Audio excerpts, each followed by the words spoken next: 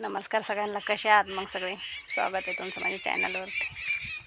हे बघा, आज पाऊस झाला आहे थोडासा म्हणजे चांगलाच पाऊस झाला आहे. जरासं बरं वाटतं आहे. जरासं 5 वाजता पाऊस झाला चांगला, शांत वाटायला लागलं आहे. आता जरा थोडंसं, आता एवढे पावसावर काय माहिती पेरणी होती का कशी. हे बघा, वावर सगळं व्यवस्थित नांगरून ठेवलेलं आहे. छान वाटतं पाऊस झाला आहे तर. एवढा नाही झाला पण थोडासा झाला आहे.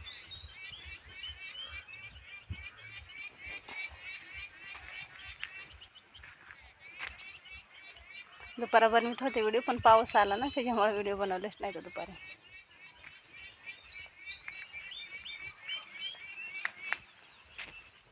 किती छान दिसते बघा वर, किती मोकळं वातावरण आहे इथं. पण जायचं आहे आता, उद्या परवाच्या दिवशी निघायचं आहे मला. पोरांचे फोन येते सारखे मम्मी कधी येते. परत नाही टायमाला गेलं बारकं पोरगं लई कडकड करतं. मग खरं तर आजच निघायचं होतं मला, पण आज निघणं नाही झालं. हे बघा, हे वावर इथपर्यंत दिसतंय ना, बांध दिसतोय ना इथपर्यंत, तेवढं आपलंच आहे. ती नदीशीकडं आहे, त्या साईडला बंधारा नदी आहे. आपलंच आहे तिथपर्यंत. हे वावरातूनच रस्ता गेलेला आहे, ह्याच्या पडेल पण आपलंच आहे.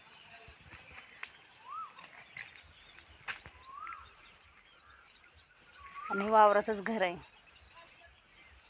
गावात नाही आवडत आम्हाला राहायला, गावात राहिलोच नाहीत कधी.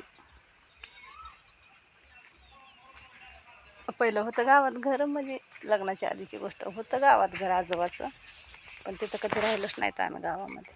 माझ्या आजोबाला पण, आजीला पण रानातच राहायला आवडायचं. ती पण म्हणायची रानातच बरं आहे म्हणायची.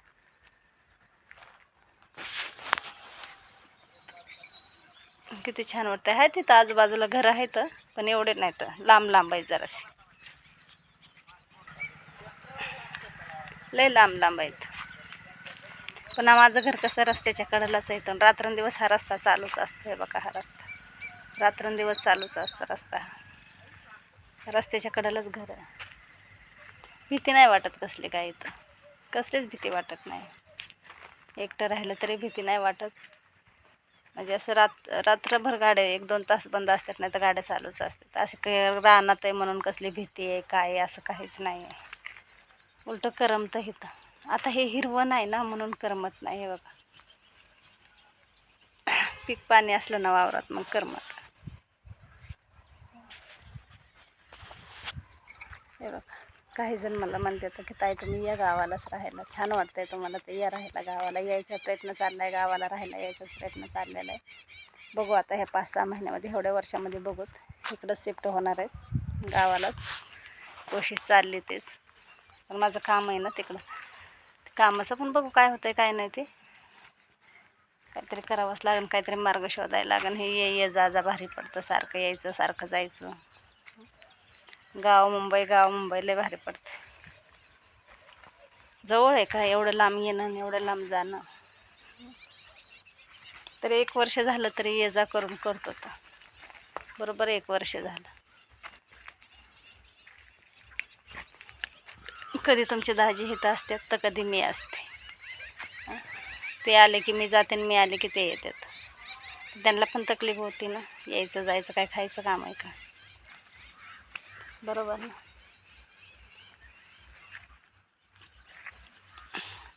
चला आता जेवण बनवते.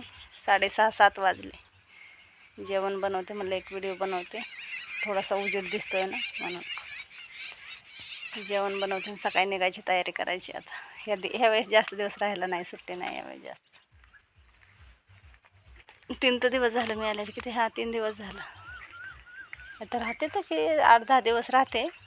2-3 दिवस झालं तर नाही. इथं राहिले ना असा इथलाच विचार येतो. मग इथंच राहिलेलं बरं. पोरं आले असते ना तर मग काय नसतं वाटलं, मग राहिलं असतं तर इथंच, मग काही टेन्शन नव्हतं.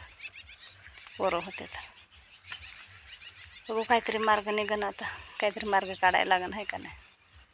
इथं आल्या थोडीशी माझी पण तब्येत खराब झाली म्हणून पण जायचं. तब्येतच ठीक नाही 2 दिवस झालं. थोडंसं वातावरण थोडं चेंज झालं ना, म्हणून तब्येत थोडीशी डाऊन झाली.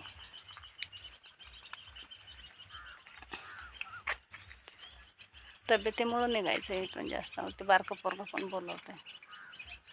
हे बघा इथं दगडं टाकले सकाळी.